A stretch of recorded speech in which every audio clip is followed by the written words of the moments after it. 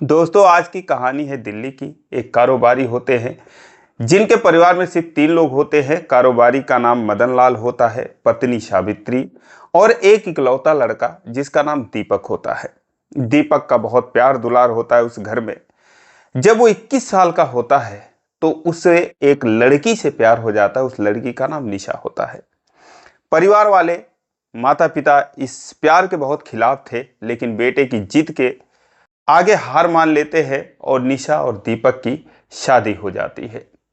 शादी के बाद भी कुछ दिन तक पिता नाराज ही रहे, क्योंकि निशा एक साधारण परिवार से थी। हालांकि पढ़ी लिखी थी, सुंदर थी, लेकिन शादी के 1 साल के अंदर अंदर दोनों पति पत्नी यानी कि दीपक और निशा, ये दोनों अपने माता पिता का दिल जीत लेते हैं, क्योंकि उन्हें एक बेटा पैदा होता है।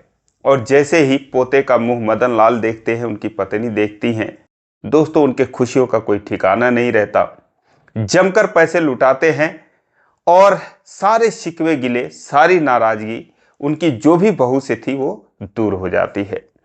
लेकिन जो पोता था उसका नाम आर्यन रखा जाता है।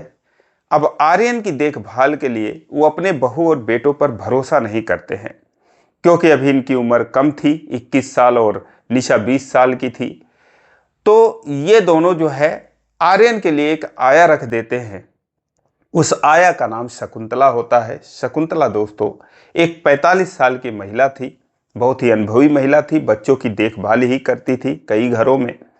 फिलहाल वो निजी तौर पर शकुंतला को अपने घर में रख लेते हैं कि तुम्हें जितनी मर्जी सैलरी ले लो, लेकिन मेरे पोते के अच्छी तरीके से देखभाल करो।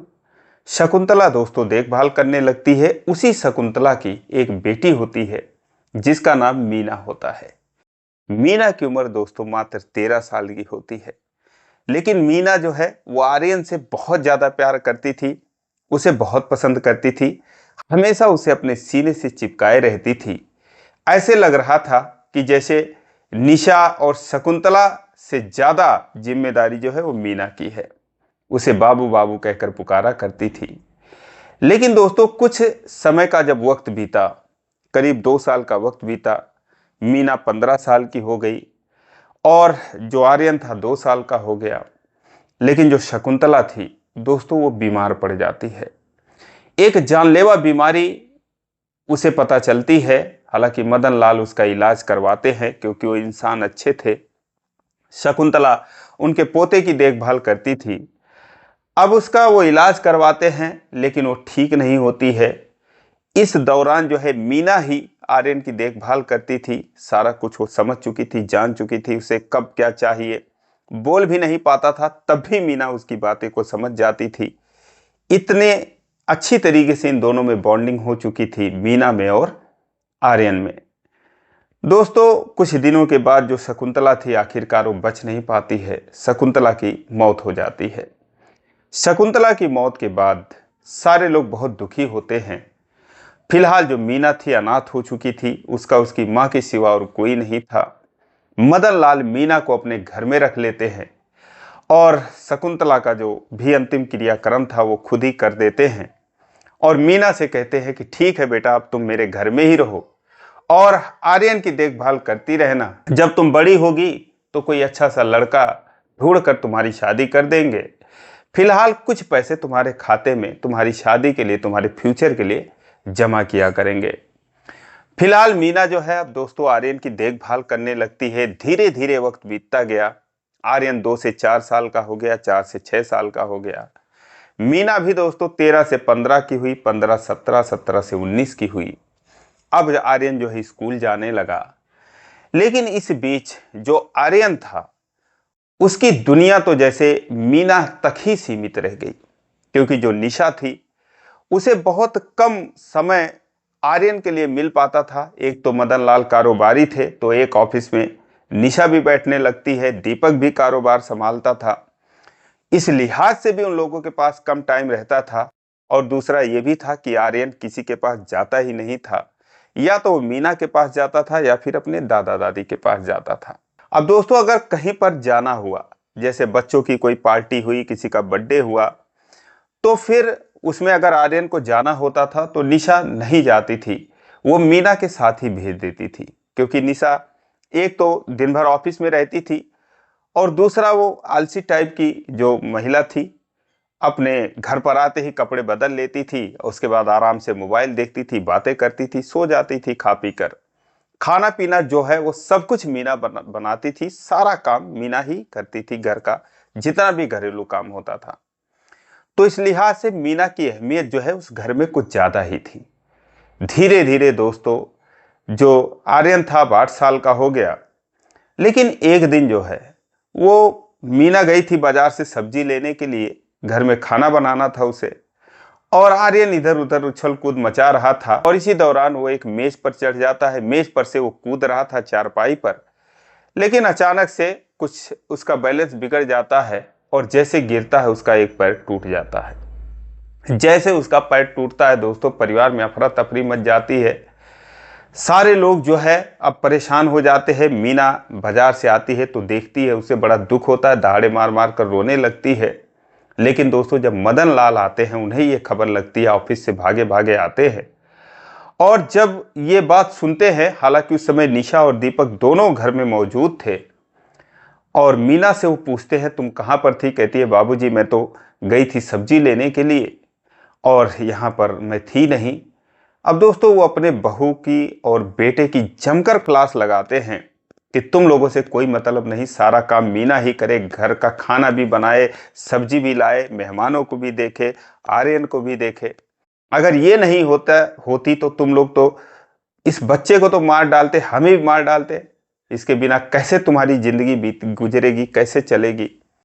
जो नहीं बोलना था सब कुछ बोल देते हैं। अच्छा होता कि यही मेरी बहू होती, यहां तक भी बोल देते हैं। दोस्तों, ये बात जो है निशा को बहुत नागवार गुजरती है। वो सोचती है कि बताओ, मेरी कोई अहमियत नहीं, कोई वैल्यू नहीं, सारी अहमियत इसकी है इस घर में। अब वो धीरे धीरे जो है मीना से जलन रखने लगती है। उसके पैर में प्लास्टर हो जाता है। आर्यन जो है अब और जो है मीना के करीब आ जाता है। मीना उसकी वैसे ही देखभाल करती थी जैसे अभी तक करती आई है, बल्कि और ज़्यादा करने लगी। उसका पैर ठीक हो गया, सब कुछ सही हो गया, एक बार फिर से सब कुछ सामान्य रूप से चलने लगा, वो स्कूल जाने लगा। एक दिन जो है किसी पार्टी में जाना था, उस पार्टी में सभी लोगों को जाना था, मदन लाल के पूरे परिवार को जाना था, मीना को भी उस शादी में जाना था। अभी तक जो मीना थी वो निशा के ही छोड़े हुए कपड़े को पहनती थी। उसके कपड़े जो पुराने हो जाते थे या फिर जो वो लाती थी उसे पसंद नहीं आता था, वो मीना को दे देती थी और मीना उसे अपने साइज के हिसाब से बनवा कर पहन लेती थी। लेकिन अब चूंकि शादी में जाना था तो दीपक सोचता है चलो यार, इतने दिन से हमारे घर में काम कर रही है, इसके लिए कुछ अच्छे कपड़े ले आते हैं।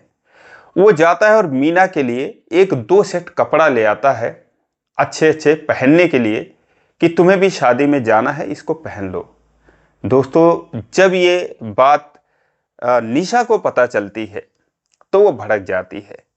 इतना बुरे तरीके से भड़क जाती है कि वो मीना को जलील करती है।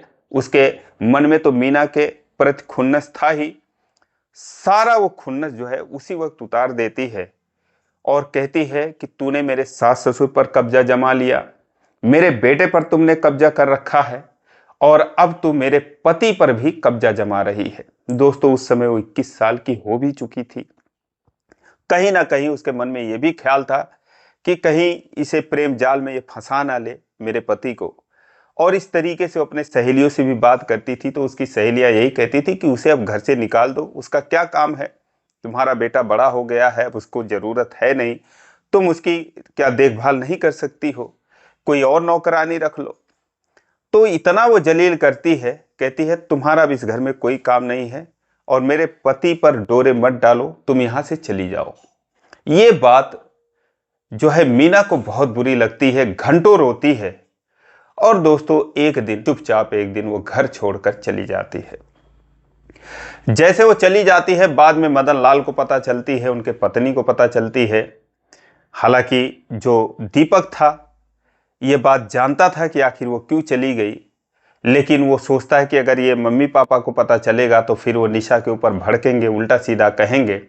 फिलहाल वो कुछ नहीं बोलता। मदन लाल परेशान हो जाते हैं कि ऐसे कैसे चली गई, कहाँ चली गई। उसके खाते में 2.5-3 लाख रुपए भी उन्होंने जमा कर रखे थे धीरे धीरे करके। वो पासबुक वगैरह भी नहीं लेके जाती है, वहीं पर छोड़ कर जाती है। बहुत परेशान हो जाते हैं, लेकिन निशा कहती है किसी से अफेयर रहा होगा, भाग गई होगी किसी को लेकर। फिलहाल सारे लोग कुछ ढूंढ ढांड के इधर उधर शांत हो जाते हैं, लेकिन जो आर्यन था दोस्तों, उसकी तो जैसे मानो दुनिया ही उजड़ गई। 8 साल का था वो, लेकिन अब वो मीना के बिना एकदम परेशान हो जाता है, रोने लगता है, 1-2 दिन खाना नहीं खाता। फिलहाल अब जो भी होता है दोस्तों, बच्चा था, निशा उसे अब जरूरत से ज्यादा प्यार करती थी। धीरे धीरे वो भी शांत हो जाता है। और उसके बाद अब उसके जितने भी दोस्तों, वो बहुत ही शैतान बच्चा था, क्योंकि अकेला जो बच्चा होता है जिसे सभी लोग प्यार करते हैं, थोड़ा शैतान हो ही जाता है। निशा उसकी एक भी बात बर्दाश्त नहीं कर पाती थी। ये तो मीना ही थी जो उसके हर शैतानी को खुशी खुशी हंसकर बर्दाश्त करती थी, झेलती थी। उसे समझाती थी कि बाबू ऐसा नहीं करते, अच्छा बेटा बनोगे या गंदा बेटा बनोगे। तो कहता था अच्छा बनूंगा। तो उसे समझाती थी तो अच्छे बच्चे ऐसा नहीं करते, इस तरीके से वो समझाती थी। लेकिन निशा जो है उसे मार देती थी, फटकार देती थी। फिलहाल वो उसे संभाल नहीं पाती है। मदन लाल सोचते हैं कि ऐसे तो जो है इसके लिए बहुत परेशानी हो जाती है। फिलहाल ना चाहते हुए भी वो आर्यन को 9 साल की उम्र में ही हॉस्टल में डाल देते हैं। उनकी मजबूरी थी, क्योंकि उसकी देखभाल अच्छी तरीके से हो नहीं पाती थी। और दीपक और निशा में अक्सर जो है वो आर्यन को लेकर झगड़ा होता रहता था। वो कहती थी तुम क्यों नहीं देखते अपने बेटे को, तुम्हारा भी बेटा है। वो कहता था कि तुम ही देखो। लेकिन अब इस तरीके से लड़ाई झगड़े होने लगे तो वो उसे हॉस्टल में डाल देते हैं। वहां पर दोस्तों वो पढ़ने लगा, लेकिन वो कभी भी मीना को भूल नहीं पाता है। हमेशा वो रात को सपना देखता था, हमेशा जो है उसी के ख्यालों में रहता था। उसे मम्मी मम्मी भी वो कहता था, क्योंकि कहीं भी वो जाता था तो बच्चे अपनी माँ को मम्मी कहते थे, तो ये भी उसे मम्मी कहता था। अब उसके लिए तो मीना ही उसकी माँ थी। लेकिन दोस्तों उसका आता पता नहीं था। फिलहाल समय बीतता गया दोस्तों, वो 20 साल का हो गया। जब 20 साल का हो गया आर्यन, तो उसे एक लड़की से उसकी दोस्ती हो जाती है, प्यार हो जाता है। लेकिन हमेशा वो उदास रहता था। अक्सर जब वो मीना को सोचता था तो उदास हो जाता था। अपने पुराने फोटो जब देखता था मीना के साथ, मीना के गोद में, उसके आंखों में आंसू आ जाते थे। तो उसकी जो जिससे उसे प्यार होता है, यूं कह लीजिए जो उसकी गर्लफ्रेंड थी, वो भी उसके उदासी से वो भी परेशान हो जाती थी। फिलहाल वो कहती है एक काम करो, एक पोस्टर छपवा दो। अब दोस्तों ये बात आर्यन के मन में बैठ जाती है। वो पोस्टर छपवा देता है, करीब 2000 पोस्टर छपवाता है और इधर उधर चिपकवा देता है। शहर में, दिल्ली में, गाजियाबाद, तमाम तरह दूर दूर तक, कि कहीं भी हो तो उसे पता चल जाए। उस पर लिखा देता है गुमशुदा की तलाश, पाने और पता बताने वाले को उचित इनाम दिया जाएगा। लेकिन दोस्तों महीनों बीत गए, साल बीत गए, कोई फायदा नहीं हुआ, कोई पता नहीं लगा। लेकिन जब उसकी उम्र 24 साल की हो गई, पढ़ाई पूरी हो गई, अब वो अपने पिता का कारोबार संभालने लगा, ऑफिस में बैठने लगा। ऑफिस में बैठकर आज भी अक्सर उसे मीना की याद आ जाती थी। एक दिन वो सपना देखता है कि बहुत जो मीना है बहुत ही बुरे कंडीशन में है, वो उसे याद कर रही है, मीना को उसकी ज़रूरत है। अक्सर वो उसके मन में ऐसे बुरे बुरे ख्याल आते थे, पता नहीं कहाँ होगी, क्या बीत रही होगी, पता नहीं जिंदा भी होगी कि नहीं होगी। तो उसे बुरे ही सपने आते थे। तो वो परेशान हो जाता है और सोचता है मैं क्या करूं। लेकिन दोस्तों एक दिन ऑफिस में बैठा था, तभी एक महिला आती है, मुंह अपना बांधे हुए, चेहरा छुपाए हुए आती है। कुछ देर वहां से आकर बैठती है और फिर चली जाती है। आर्यन सोचता है यार ये कौन महिला थी जो भी आई और चली गई। फिलहाल उसके ऑफिस में सीसीटीवी लगा था। सीसीटीवी का रिकॉर्डिंग जब देखता है तो दोस्तों फिर देखता है कि वो महिला एक कोने में जाती है, अपना चेहरा खोलती है, रो रही थी, अपने आंसू पोंछती है और फिर वहां से चली जाती है। दोस्तों उसका माथा ठनकता है। वो तुरंत उसके पीछे निकलता है, इधर उधर अपने और जो उसके कर्मचारी थे उनको भेजता है कि देखो अगर ये कहीं पर भी मिलती है तो तुम जरा देखना और उन्हें लिवा कर लाना। और जैसे ही दोस्तों ये दिल्ली के सदर बाजार में जो है इसका ऑफिस होता है, ये जैसे ही कुछ दूरी पर जाता है तैसे ही वो महिला आगे जाती हुई दिखाई देती है और वो पीछे से ही आवाज देता है, उसे मम्मी कहकर बुलाता है। कहता है मम्मी कहाँ जा रही हो। दोस्तों जैसे ही ये मीना के कानों में आवाज पड़ती है वो पलट कर देखती है और देखते ही फूट फूट कर रोने लगती है। वो मीना ही थी। जैसे मीना को देखता है दोस्तों, आर्यन दौड़कर उसके गले से लग जाता है। 24 साल का आर्यन था, लेकिन एक छोटे से बच्चे की तरह मीना के सीने से लिपट कर फूट फूट कर रोने लगता है। कहता है मम्मी आप कहाँ चली गई थी, क्या आपको मेरी याद नहीं आ रही थी। दोस्तों रोते हुए कहती है बेटा तुम्हारी याद आती है, तभी तो मैं तुम्हें देखने चली आती हूँ। वो कहता है मुझे देखने आप आती हो, मुझसे कभी बताया क्यों नहीं। दोस्तों जब वो मीना को ऑफिस में लेके आता है, पूछता है आप कहाँ चली गई थी, क्यों चली गई थी, तो मीना असलियत तो नहीं बताती कि उसकी माँ ने क्या कुछ कहा था और इसलिए वो चली गई थी। कहती हैं कि बेटा बस चली गई थी क्योंकि मुझे कहीं जाना था। दोस्तों वहां से वो उस दिन निकलने के बाद गाजियाबाद जाती है, जहां पर उसकी एक दूर की मौसी रहती थी, लेकिन अब वो गाजियाबाद से मेरठ चली गई थी। तो वो मेरठ जाती है, वहां पर अपने मौसी के पास और एक हॉस्पिटल में काम करने लगती है। कुछ दिन बाद उसे एक युवक से दोस्ती होती है, प्यार होता है, उससे शादी कर लेती है। लेकिन एक बच्चा पैदा होने के बाद दोस्तों उसकी ये शादी चली नहीं। जिससे उसने शादी किया था वो ठीक आदमी था नहीं, उसे छोड़कर चला जाता है। लेकिन आज भी वो जिस कमरे में रहती थी वहां पर आर्यन के करीब 50 फोटो उसने हर दीवार पर चिपका रखे थे। वो भी उतना ही आर्यन को याद करती थी, उतना ही प्यार करती थी, उतना ही रोती थी जितना दोस्तों आर्यन उसे याद करता था। और हर साल वो कभी ना कभी आर्यन को देखने के लिए चली आती थी। उसके घर के सामने आती थी, मुंह को बांधे हुए देखती थी कि कौन घर से निकल रहा है कौन नहीं निकल रहा। उसे ऑफिस वगैरह सब कुछ पता था, लेकिन वो हॉस्टल में था। उसे कुछ दिन तक उसकी मुलाकात नहीं हुई। ये पता चला, किसी से पूछा कि वो कहाँ पर है, इनका एक बेटा था। पता चलता है कि वो हॉस्टल में है। कुछ साल तक वो मिल नहीं पाई, लेकिन फिर दोस्तों वो ऑफिस में आखिरकार पिछले 4 सालों से हमेशा आती थी और वो आर्यन को देखकर चली जाती थी।